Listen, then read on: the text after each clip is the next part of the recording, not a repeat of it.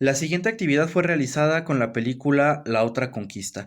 Aunque muchas veces recomiendan que no se proyecte una película completa en una clase, desde mi punto de vista sí es necesario porque a los estudiantes, en mi experiencia, no les agrada del todo dejar una película a medias, ¿no? Entonces, ver la película completa para ellos es muy importante. También rompe un poco la dinámica de siempre dar clase, entonces ver una película es otro tipo de espacio. Esto también lo manejé por una serie de preguntas. La primera es, ¿qué papel juegan los españoles y frailes en la película? ¿Y qué papel juegan las mujeres indígenas? Esto tiene que ver mucho con la cuestión de cómo es que se da la conquista del cuerpo, por ejemplo, en el caso de las mujeres, ya que algunas de ellas van a fungir después como traductoras. Está inmerso también la cuestión de la violación, del maltrato. La conquista es algo mucho más complejo que solamente llegar a destruir una ciudad y ya, ¿no? E imponerse. Entonces, el papel que otorgan a españoles, frailes, mujeres, indígenas en esta película, pues permite ahondar un poco más en eso. Dos, ¿por qué el soldado afirma que será imposible convertir a los indígenas al cristianismo? Esto lo que denota es mucho la brutalidad de la conquista, ¿no? En el caso de muchos de los soldados, pero también esta enorme religiosidad de los indígenas, ¿sí? Lo cual nos lleva a la tercera pregunta, que es, ¿qué condena el fraile de los españoles y qué admira de los indígenas? De los españoles siempre condenaron su violencia.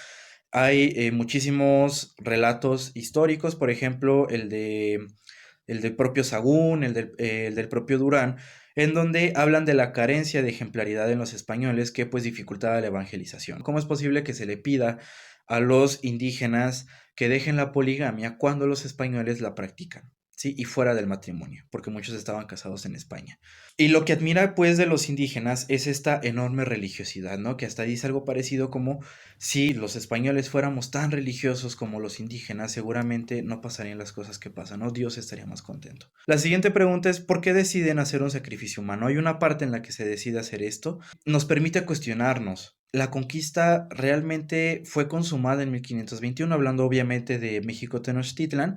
En el caso de mis estudiantes, decían, no, es que pues parece que resisten a este mundo que está siendo eclipsado. La siguiente pregunta es ¿por qué son importantes los códices? Pues aquí se muestra muy claramente cómo se busca desesperadamente que los códices no sean destruidos, pues porque juegan una parte muy importante en la pervivencia de la memoria. Esto puede ser complementado muy prácticamente por el docente mostrando, por ejemplo, algunos fragmentos de códices. No es necesario que sepan leer los códices, puede ser en este momento muy ilustrativo que vean un códice, aunque sea de manera digital, en la página de el INAH se pueden consultar algunos, ¿no? Hay muchos que se pueden consultar en internet y pues se puede también enlazar esto con el hecho de que hoy en día existen todavía pueblos que siguen haciendo códices.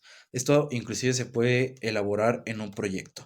La sexta pregunta es cómo se buscó la destrucción de la cultura indígena, que tiene que ver mucho con la cuestión de la evangelización y la conquista, ¿no? Que se vean estos dos elementos, que queden muy claros que la conquista no solamente fue armada, la conquista también fue a través de la evangelización y pues esto busca la destrucción de la cultura indígena. No necesariamente es violenta o la violencia se da de diferente manera. Esto también se puede debatir en el grupo. La séptima pregunta es ¿cómo resiste la cultura indígena? ¿No? Ya les puse algunos ejemplos, es básicamente ocultándose con los cultos escondidos y pues esto ilustra muchísimo actividades que se pueden ir dando durante el curso de ir preguntando cómo creen que sobrevive la cultura indígena, aceptan de buena manera la imposición del nuevo Dios, de los santos, etcétera, etcétera. La octava pregunta es cómo se impone la cultura hispana y la religión católica. Aquí es un poco más amplia, ¿no? Tiene que ser un poco más descriptiva incluso la respuesta, porque se va, por ejemplo, sobre la cuestión de la vestimenta, algunas prácticas, la violencia.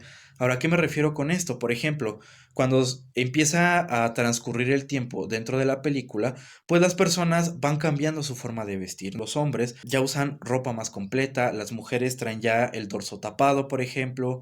Entonces, esto también viene siendo parte de la cultura hispana o inclusive se podría considerar como parte de la cultura occidental, de la cultura europea.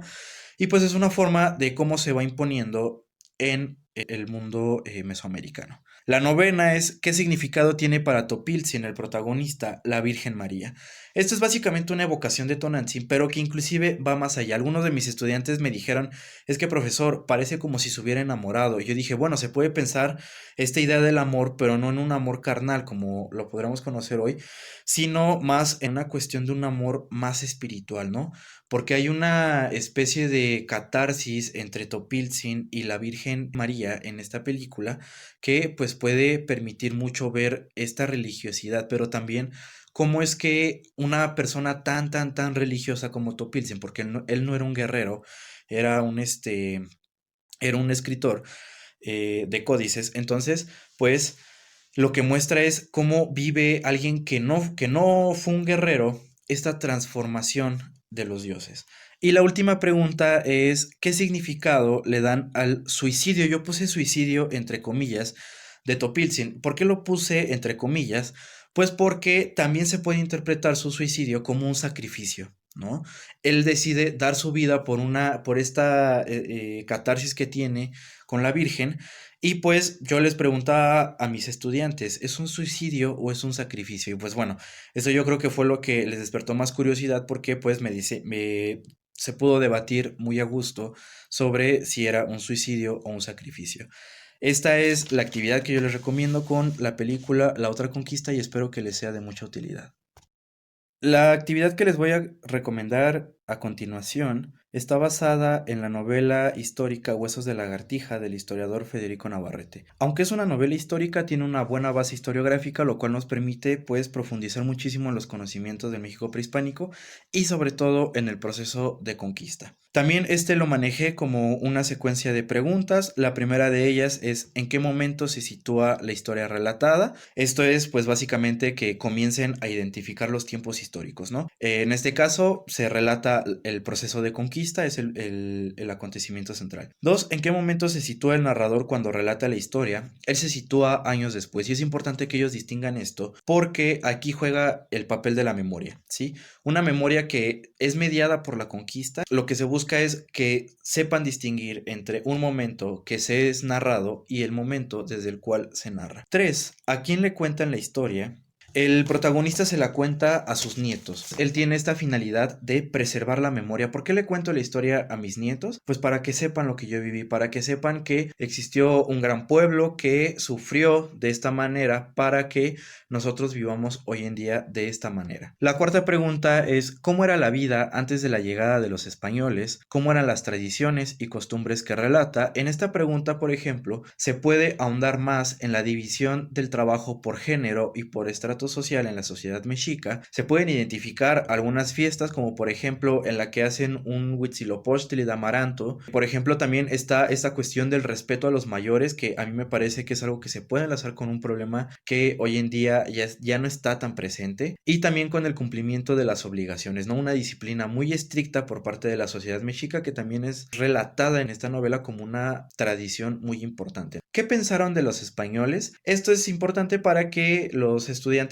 puedan dar una descripción física a través de esta novela y sobre todo enfocada a la impresión. Esta impresión que tienen en un primer momento de si son sucios, pero pues el docente tiene que tener cuidado de matizar esta respuesta, ¿no? Respecto a la suciedad. Recordemos que los españoles vienen de un viaje en barco, no conocen bien la zona, entonces la situación es un poco compleja, ¿no? Como para la existencia de la higiene. Y también porque inserta el debate de la creencia de si los españoles eran dioses o no lo eran. La siguiente pregunta es, ¿cómo es descrita la Ciudad de México Tenochtitlan? Aquí se da una impresión muy clara, ¿no? De la ciudad blanca, limpia, con canales y con muchísima actividad, ¿no? Siempre hay mucha actividad religiosa, política, social, etcétera, etcétera. Y también esta puede ser complementada con una lectura en clase por parte del profesor de fragmentos de las cartas de relación de Hernán Cortés cuando describe la llegada a la ciudad.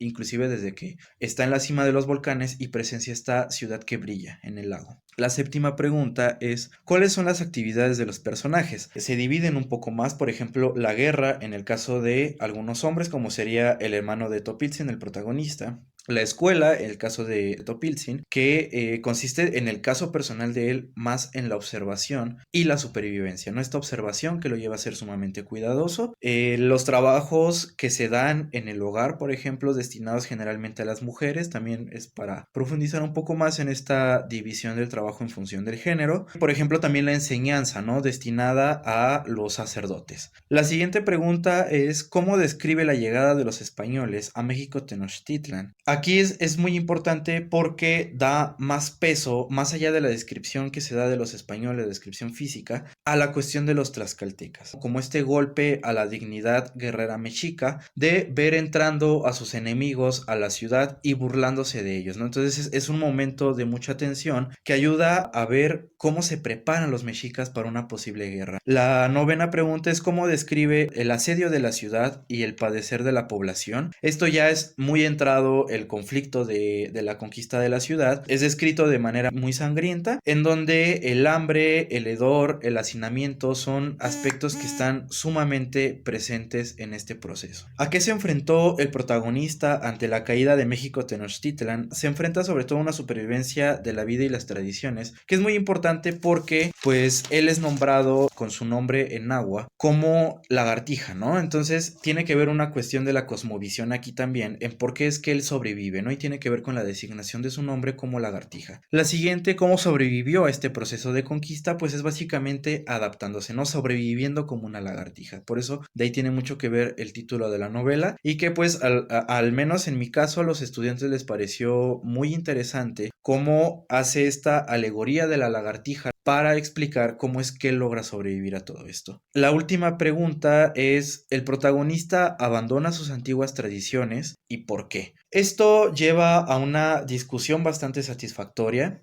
porque pues empiezan a discutir los propios estudiantes con cuestiones del presente si se han abandonado las prácticas indígenas, ¿no?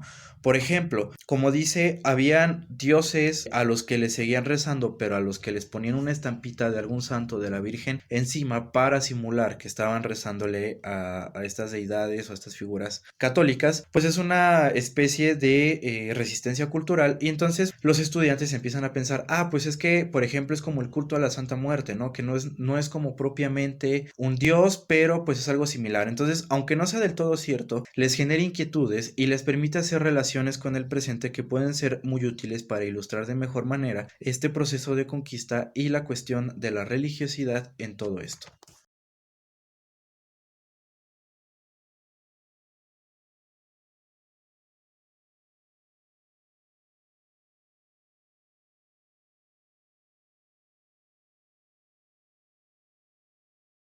Secretaría de Cultura. Gobierno de México.